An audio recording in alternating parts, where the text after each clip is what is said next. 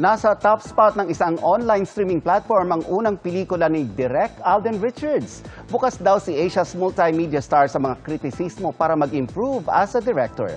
Narito ang aking chika.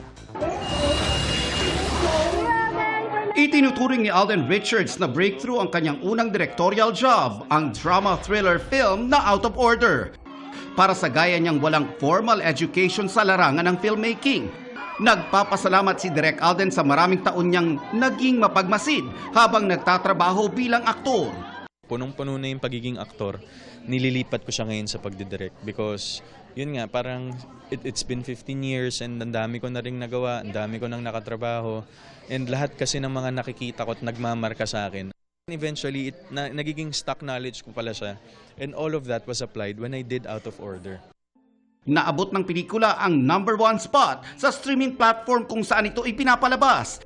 Pero hindi raw ito nangangahulugan na kampante na ang Asia's multimedia star.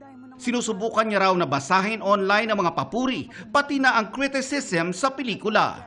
Right now, feedback is very important for me when it comes to Out of Order because hindi naman pwede yung laging magaganda lang yung tinitingnan natin. I take it as good points to learn.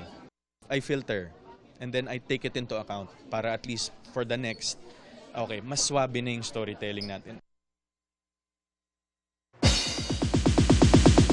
And that's my chika this weekend. Ako po si Nelson Canlas. Pia, Ivan.